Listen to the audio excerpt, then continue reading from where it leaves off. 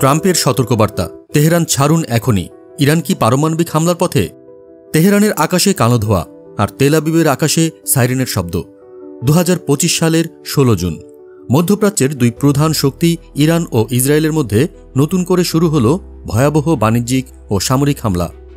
ইরানের রাজধানীর শরণ তেল ডিপোতে ইসরায়েলি আঘাতের পরপরই বিস্ফোরণে কেঁপে ওঠে গোটা শহর। নিহত হয়েছেন 220 জনেরও বেশি, যার মধ্যে অন্তত 70 জন নারী ও শিশু। ইসরায়েল এই হামলাকে প্রতিরোধমূলক পদক্ষেপ হিসেবে দাবি করলেও ইরান এর জবাব দিতে দেরি করেনি। দেশের রাষ্ট্রীয় টেলিভিশনে বিস্ফোরণের পর ইরান ঘোষণা করে তারা ইসরায়েলের ভেতরে ইতিহাসের সবচেয়ে বড় এবং সবচেয়ে তীব্র ক্ষেপণাস্ত্র হামলার প্রস্তুতি নিচ্ছে। প্রশ্ন উঠছে, এই হামলা কি মধ্যপ্রাচ্যের রাজনীতিকে পুরোপুরি পাল্টে দেবে? আর একটি প্রশ্ন, ইরান যদি সত্যিই পূর্ণমাত্রায় জবাব দেয় তাহলে এর শেষ কোথায়?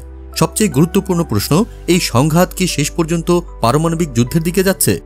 পরিস্থিতি আরও উত্তপ্ত হয়ে ওঠে যখন ইসরায়েলের প্রধানমন্ত্রী বেনিয়ামিন নেতানিয়াহু প্রকাশ্যে ঘোষণা দেন, ইরানের সর্বোচ্চ নেতা আয়াতুল্লাহ আলী খামেনিকে হত্যা করলে সেটা সংঘাত বাড়াবে না, বরং তা সংঘাতের অবসান ঘটাবে। এই বক্তব্য আন্তর্জাতিক মহলে ব্যাপক প্রতিক্রিয়ার জন্ম দিয়েছে। এদিকে যুক্তরাষ্ট্রের প্রেসিডেন্ট ডোনাল্ড ট্রাম্প এক সোশ্যাল মিডিয়া পোস্টে তেহরানের নাগরিকদের শহর ছেড়ে পালিয়ে যাওয়ার আহ্বান জানিয়েছেন। তিনি আরও দাবি করেন, ইরান পারমাণবিক অস্ত্রের পথে এগোচ্ছে, যা কোনোভাবেই মেনে নেওয়া যাবে না। ইতিমধ্যে ইসরায়েলেও ক্ষয়ক্ষতির পরিমাণ বাড়ছে। ইরানি হামলায় মারা গেছেন 20 জনের বেশি মানুষ।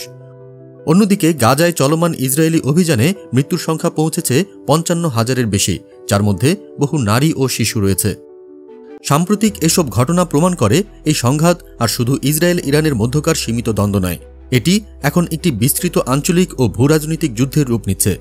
এখন প্রশ্ন হল, আন্তর্জাতিক সম্প্রদায় কি এই উত্তপ্ত পরিস্থিতি শান্ত করতে পারে, নাকি আমরা আরেকটি বড় যুদ্ধের দ্বারপ্রান্তে দাঁড়িয়ে?